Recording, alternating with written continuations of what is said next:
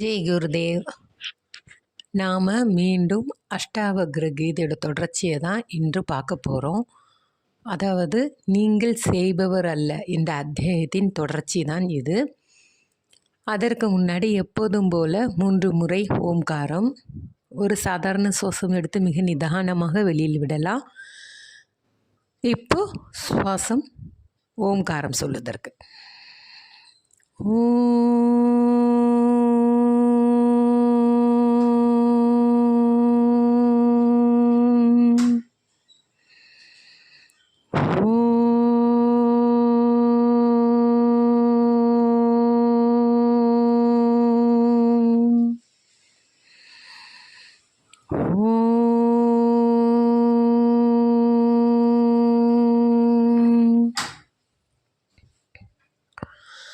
நாம் இந்த அஷ்டாவக்ர கீதையில் பற்றி கேட்குறதுக்கு முன்னாடி இந்த பூமி தாய்க்கும் நம்மளை பெற்ற தாய் தந்தையருக்கும் நம்மளுடைய முன்னோர்களுக்கும் இந்த பிரபஞ்ச சக்திக்கும் நம்மளுடைய அனைத்து குருமார்களுக்கும் நம்மளுடைய அனைத்து தெய்வங்களுக்கும் இந்த சரீரத்திற்கும் இந்த அஷ்டாவக்ர கீதை வர காரணமாக இருந்த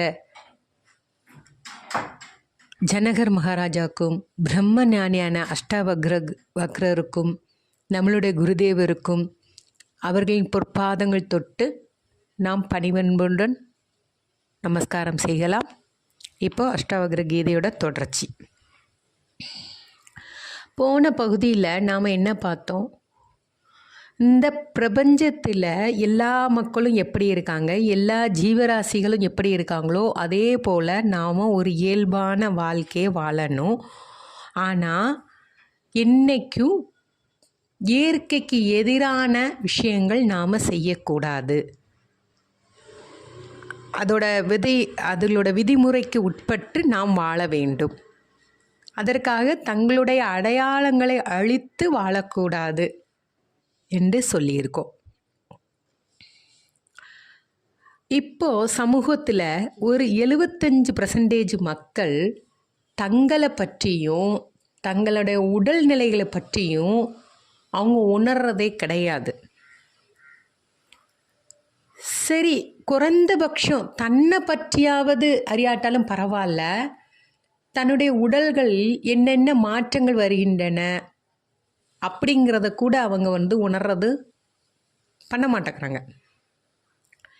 ஏன்னா எப்பவுமே மற்றவர்கள் என்ன சொல்லுவாங்க, மற்றவங்க என்ன நினைப்பாங்க, அந்த கண்ணோட்டத்திலேயே அவங்க வாழ்க்கை பயணம் தொடர்ந்து கொண்டே இருக்கிறது.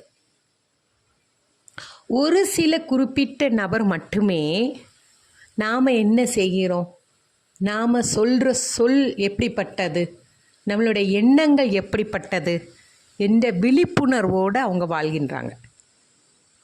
அவங்க கூட அவங்களோட உடலை பற்றி கவலைப்படுறது கிடையாது. இதை விட ரொம்ப குறைவான மக்கள் தங்களோட மனதில் என்ன மாற்றம் ஏற்படுகிறது என்று கவனித்து விழிப்புணர்வோடு வாழ்ந்துட்டுருக்காங்க. இப்போ எக்ஸாம்பிளுக்கு ஒரு கோபம் வருதுன்னு வச்சுக்கோங்களேன். அந்த கோபம் ஏற்பட்ட ஒரு சில வினாடிகள் அந்த கோபத்தை அவங்க விட்டு வெளியில் வர முடியும், அவங்க விழிப்புணர்வுடன் இருந்தால். சாதாரண மக்கள் எப்படி இருப்பாங்க? கோபம் ஏற்பட்ட உடனே என்ன பண்ணும்? உடம்பெல்லாம் பதட்டமாகும், மூச்செல்லாம் வேகமாக துடிக்கும். அடுத்து என்ன பண்ணுவாங்க? உடனே வருத்தப்பட்டுருவாங்க. கொஞ்சம் பின்னாடி போய் பாருங்கள், எதுக்கு கோவப்பட்டோம்? ஒரு அற்ப விஷயமா இருக்கும், அந்த இதுக்கு கோவப்பட்டு பதட்டப்பட்டு நம்மளையும் நம்ம உடலையும் வருத்தி மனசை சங்கடப்படுத்தி அது தேவையா?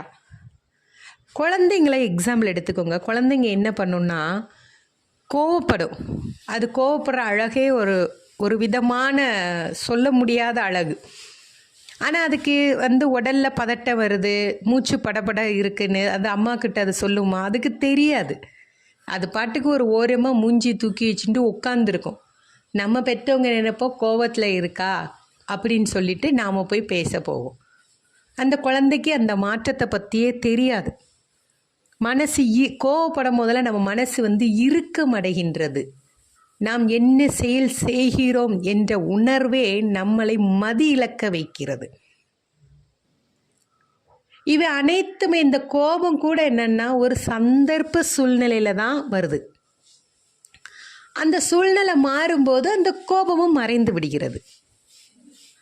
அப்போ நீங்க தியானம் என்கின்ற அந்த பயிற்சியை துவங்கி விட்டால் எந்த நிமிஷத்துல கோபம் வருதோ அடுத்த செகண்டே அந்த கோபம் பனி போல் மறைந்து விடும்.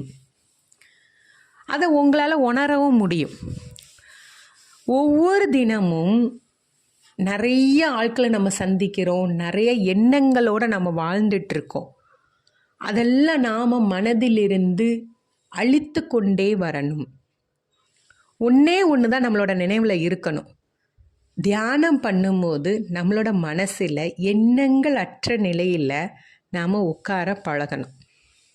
அந்த எண்ணங்கள் வரத்தான் செய்யும். கண்ணை மூடினாலே பலவித எண்ணங்கள், வீட்டு சூழ்நிலைகள், நண்பர்கள், உறவினர்கள், அக்கம்பக்கத்தினரோட எல்லா எண்ணங்களும் நம் தியானம் கண்ணை மூடி உட்காரும்போது வரும். ஆனால் அதெல்லாம் வர வர நாம் ஒழித்து விட வேண்டும். இது அந்த எண்ணங்களை உருவாகும் போது அவற்றை வெளியில் தள்ளிட்டே இருக்கணும். உங்களால் சொல்ல முடியுது, ஆனால் அதை காண இயலாது. உங்கள் மனதை காண முடியும், ஆனால் உங்களை காண முடியாது. தங்களது ஆன்மாவை பார்க்க விரும்புபவர்கள் இருக்காங்க. ஆனால் அவங்க என்ன செய்வாங்க? கண்ணை மூடி தனக்குள் உள்ளார்ந்து சென்று அந்த ஒளியை தேடுவார்கள். அது என்னது? நான். நான் என்பது என்னென்ன? இருப்பு நிலை. இப்போ நான் இருக்கேன், என்ன நான் காணுகிறேன், ஆனால் நீங்கள் சொன்னால் தானே நான் இருக்கேன்னு தெரியுது. அப்போ இதுதான் இருப்பு நிலை. இதுதான் நான் என்கின்றது இருப்பு நிலை. நாம் தியானம் பண்ணும்போது தனக்குள் இருக்கும் ஆன்மாவை தேடி பயணம் கொண்டு போகிறோம். தினமும் ஒரு எக்ஸாம்பிள் எடுத்துக்கோங்க. தினமும் சூரியனை பார்க்கிங்க. சூரியன் எண்ணற்ற கதிர்வீச்சுகள் அதற்குள்ளேருந்து வருகிறது என்று ஒவ்வொருத்தர் ஒவ்வொரு கருத்து சொல்லுவாங்க. நான் இன்றைக்கி கண்ணை மூடி உட்காந்தேன், சூரியன்கிட்டேருந்து நீல நிற ஒளியாக வந்தது, அப்படியே சூரியன் பிரவாகம் எனக்குள் அப்படியே உள்ளுருவி ஊடுருவி பாய்ந்ததாகலாம் சொல்லுவாங்க. அப்படியே நான் சூரியனே என் மேலே விழுந்த மாதிரி சில விஷயங்கள் சொல்லுவாங்க. அதை கேட்டுட்டு அடுத்தவன் என்ன நினைப்பான்? அப்போ நீ ஏதோ பெரிய அதிர்ஷ்டசாலி, நான் ரொம்ப ரொம்ப மோசமானவன், எனக்கு அப்படி எந்த ஒளி பிரவாகமும் என் உடம்புல வரலை, நான் ரொம்ப ரொம்ப கெட்டவன் அப்படின்னு உடனே அவன் மனசில் என்ன ஆகும்? அந்த தாழ்வு மனப்பான்மை வருகின்றது. இப்போ சூரியன் மஞ்சள் ஒளியில் வருது, நீல நிற ஒளியில் இருக்குது, அதோட கதிர்வீச்சு சிவப்பு நிறமாக இருக்குது. இதெல்லாம் நம்ம படங்கள், கதைகள், டிவிக்கள் இது மூலமாக தான் நம்ம பார்த்துட்ருக்கோம் இல்லையா? அப்போது இதை நாம் எப்படி உணர முடியும்? இன்னொருத்தர் சொல்லி நாம் உணரக்கூடாது. நமக்கு என்ன காட்சி வருகிறதோ அதை நாம் ஏற்றுக்கொள்ள வேண்டும். தங்க நிற ஒளி வருதுன்னா தங்க நிறத்தில் இருக்கட்டும். ஆனால் அடுத்தவன் அதிர்ஷ்டசாலி, நம்ம மோசமானவன் என்ற தாழ்வு நிலையிலிருந்து நாம் வெளியில் வர வேண்டும். இது எல்லாமே ஒரு அனுபவம் மட்டும்தான். நாக்ஷ கோச்சரக என்றால் உங்களை உங்களது கண்களால் பார்க்க இயலாது என்று பொருள். இப்போ தினமும் தியானம் செய்கிறோம், இதன் மூலம் அனுபவம் பெறுவதற்கோ அல்லது எதையும் செய்வதற்கோ என்ற எண்ணத்தோடு தியானம் பண்ணக்கூடாது. தர்மோ சுகம் துக்கம் மானசானி நதே விபோ.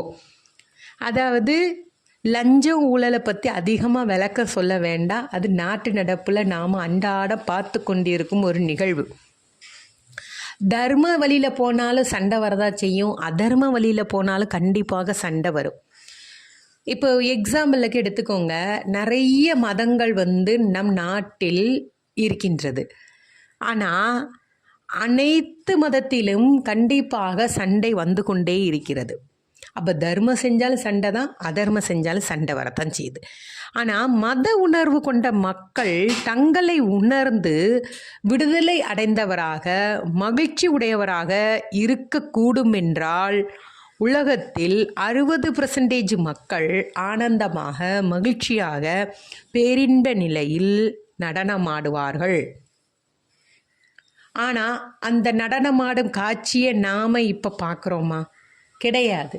ஆனால் எங்கே பார்க்குறோம்? ஏதாவது திருவிழாக்கள், வைபவங்கள், அந்த இடத்துல மக்கள் தங்களை மறந்து தங்களின் கடவுளோட திருநாமத்தை சொல்லி ஆட பாட எவ்வளோ அழகாக ஆனந்தமாக பேரின்ப நிலையில் அவர்கள் இருக்கிறார்கள். அதுவும் மதம் சார்ந்து தான் நடைபெறுகிறது. ஆனால் நம்முடைய குருதேவரோட ஆசிரமத்தில் என்ன நடக்குது? அங்கே ஜாதி இல்லை, மதம் இல்லை, இனம் இல்லை, பேதம் இல்லை. அனைத்து மக்களும் சத்சங்கத்தில் ஒன்றோடு கூடி சந்தோஷமாக கைத்தட்டி பாடுகிறார்கள். இதையும் நாம் பார்க்க தானே செய்கிறோம். அப்போது மத நம்பிக்கையிலும் திளைத்திருப்பார்கள், ஆனால் அவர்கள் சந்தோஷமாக இருக்க மாட்டார்கள். அது மத சார்ந்த சந்தோஷமே தவிர உண்மையான சந்தோஷம் அல்ல. ந கர்த்தாசி ந போக்தாசி முக்த ஏவாசி சர்வதா. உங்களால் நடப்பவை எல்லாம் செய்யப்படுபவை என்று எண்ணாமல் எல்லாம் ஒரு நிகழ்வு என்று உங்களால் பார்க்க முடிந்தால் நீங்கள் உடனடியாக விடுதலை பெற்றவராக ஆகலாம். அதற்கு ஒரு எக்ஸாம்பிள். இன்று நீங்கள் அமைதியாக இருக்கணும்னு நினைக்கிறீங்க. சரி, நான் இன்னைக்கு மௌன விரதம் அப்படின்னு வீட்டில் சொல்லிடுறீங்க. ஆனால் உங்களுக்கே அறியாமல் நீங்கள் ஒரு வினாடி ஒரு க்ஷணம் உடனே ஆத்திரப்பட்டுறீங்க. எதுக்காக, என்னத்துக்கு நடந்தது அப்படின்னு கூட நீங்கள் நினைப்பீங்க. ஆனால் அதுவும் ஒரு நிகழ்வு, அடுத்து இன்னொரு நிகழ்வு, அடுத்து அப்படியே தொடர்ச்சியாக நிகழ்வு தான் நம்மளுடைய வாழ்க்கை பயணமாக இருக்கிறது. இப்போது இது கேட்குறீங்க, இதுவும் ஒரு நிகழ்வு. சத்சங்கம் பாடுறீங்க, அதுவும் ஒரு நிகழ்வு. நீங்கள் எல்லாம் அதெல்லாம் செய்யலை. சில சமயம் நல்லா பாடுவீங்க, நடனம் ஆடுவீங்க. அது எப்படி வருது? எப்படி தோன்றுகிறது? அதெல்லாம் சில சமயம் இந்த உணவு வல்லுநர்களாக இருப்பாங்க, நல்லா சமைப்பாங்க. அவங்களுக்கே சில சமயம் சாப்பாடு சரியாக வராது. அதுக்காக அவங்க வருத்தப்பட்டுட்டே இருந்தாங்கன்னா அடுத்து அவங்களால சமைக்க முடியுமா? அப்போ நாம் ஒரு தவறு செஞ்சிட்டாலும் சரி, என்ன விதமான கோவப்பட்டாலும் சரி, உடனே அது எதிர்க்கப்பட்டோம் என்ற நினைவோடு திருப்பி விழிப்புணர்வோடு வாழ கற்றுக்கொள்ள வேண்டும். நாம் எல்லாமே ஒவ்வொரு கட்டத்திலையும் நமக்கு செய்கிற செயல் நம்மளை புரிய வைக்குது. எப்படி? இது எல்லாமே சம்பவங்கள், விஷயங்கள் தான். இது அடுத்த நிமிஷமே மாறும் அப்படி நம்ம வாழ்க்கை நம்மளை ஒவ்வொரு கட்டத்திலையும் உணர்ந்ததான் செய்யுது. ஆனால் இன்னமும் புரியாமல் உணராமல் இருப்பவர்கள் மனிதர்கள் மட்டுமே. எப்படி தான் மனிதன் உணராமல் இருக்கின்றான் என்றே தெரியலை. நான் தான் செஞ்சேன், நான் இல்லைன்னா அந்த இடம் காரியமே நடந்திருக்காது. எல்லாத்துக்கும் நான் நான் நான் நான் நான் அந்த நான் என்ற அகங்காரத்தை உடைத்து விட்டால் மனிதன் தன்னை உணரலாம். ஆனால் அது செய்ய மாட்டாங்க. இப்போ ஒருத்தவங்க டாக்டர் ஆகணும்னு நினைக்கிறாங்க, வக்கீல் ஆகணும்னு நினைக்கிறாங்க. அதில் முறைப்படி படித்து அவங்களோட டயத்தை ஒதுக்கி அதில் டாக்டர் ஆகிறாங்க. ஆனால் அவங்களுக்கு அந்த டாக்டர் ஆகிறதுக்கு அவங்க முழு ஒத்துழைப்பும் அதில் கொடுத்துருக்குறாங்க. அப்போ நாம் என்னவாகணும்னு நினைக்கிறோம், அந்த இடத்தில் அந்த நேரத்தில் நாம் கவனம் செலுத்த வேண்டும். அதை விட்டுட்டு நான் தான் செஞ்சேன், நான் இல்லைன்னா அவன் டாக்டர் ஆக மாட்டான், அவன் படித்ததுனால தானே அவன் டாக்டர் ஆனா, நீங்கள் காசு கொடுத்தனால அவன் டாக்டர் ஆனானா, அதை யோசிக்க மாட்டாங்க. அவன் படிக்கலைன்னா எப்படி டாக்டர் ஆக முடியும், வக்கீலாக முடியும், கலெக்டர் ஆக முடியும்? அப்போ அந்த தனிப்பட்ட நபர் தங்களுடைய வாழ்க்கை பயணம் தன்னுடைய அடையாளத்திற்காக தன்னை உருவாக்கி செதுக்கி அவர் படித்து டாக்டராக ஆகியிருக்கார். அப்போது உங்களோட வாழ்க்கை ஒரு குறிப்பிட்ட பயணத்தை நோக்கி கரெக்டாக போயிருக்கு, அதில் வெற்றி அடைஞ்சிருக்கீங்க. சிலவங்க ரொம்ப ரொம்ப சாமர்த்தியசாலிங்க. எப்படின்னா, நான் எதுவுமே செய்யலை, ஏதாவது செஞ்சு விட்டுட்டு லாஸ்ட்டில் என்ன பண்ணுவாங்க, நான் ஒன்றுமே செய்யலை. இப்போ காக்கா உக்காந்து பனம்பழம் விழுந்த கதை மாதிரி எல்லாரும் கஷ்டப்பட்டு வேலை செஞ்சுருப்பாங்க. லாஸ்ட்டில் ஒரு செகண்டு ஒரு நிமிடம் இருந்தால் வந்துட்டு போவார். உடனே நான் தான் செஞ்சேன், நான் இல்லைன்னா அந்த சென்டர் ஓடாது அப்படிங்கிற மாதிரிலாம் பேசுவாங்க. இன்னும் சிலர் எல்லாத்துக்குமே நான் ஒன்றுமே செய்யலை குருஜி, எல்லாமே நீங்கள் தான் செஞ்சீங்க, அப்படின்னு சரண்டர் பண்ணுவாங்க. சரண்டர் பண்ணிட்டார்னா அப்போ அவங்களோட அந்த வினை பயனை யார் பெற்றுக்கொள்கிறார்? குருஜி. அப்போ அதோட சந்தோஷம் யாருக்கு? குருஜிக்கு. அதோட துன்பம் யாருக்கு? குருஜிக்கு. அப்போ பயன் எங்கேருந்து மட்டும் மனிதன் அனுபவிக்கிறான்?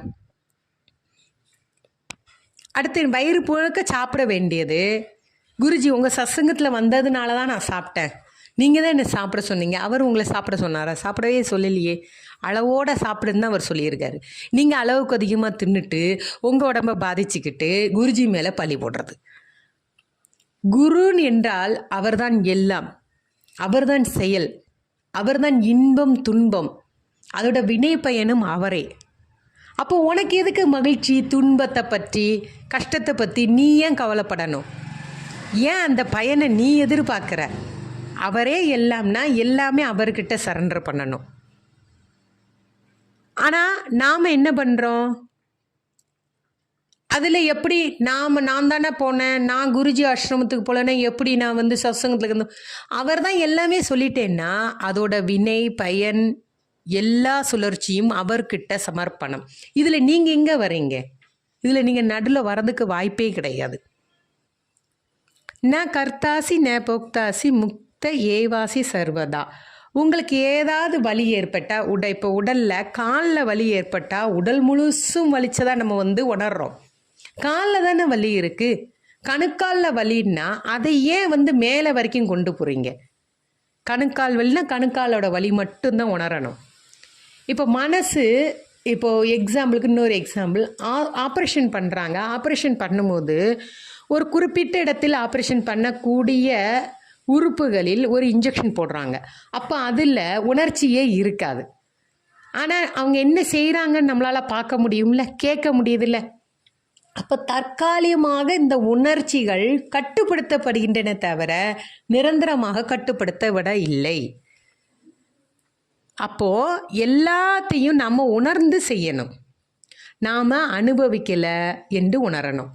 இன்பம் துன்பம் இறுக்கம் மகிழ்ச்சியற்ற நிலை எதுவாக இருந்தாலும் சரி, அதை நாம் அனுபவிக்கவில்லை என்ற உணர்வோடு நாம் பயணம் பண்ண வேண்டும். இப்போ குளிக்கிறீங்க, எக்ஸாம்பிளுக்கு குளிக்கும் போது தண்ணி உடல்ல தானே படுது, உள்ள உறுப்புகளெல்லாம் போகுதா? உங்களால் ஆராய்ச்சி பண்ண முடியுமா? பண்ண முடியாதுல்ல.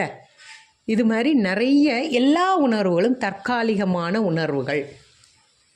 இப்போது ஒரு ஐஸ் கட்டிக்குள்ளே நம்ம கையை விடுறோன்னா அந்த கொஞ்ச நேரம் ஆனோடனே கை வந்து என்ன பண்ணும்? அப்படியே விறுவிறுன்னு அப்படியே உரைச்ச மாதிரி ஆகும்.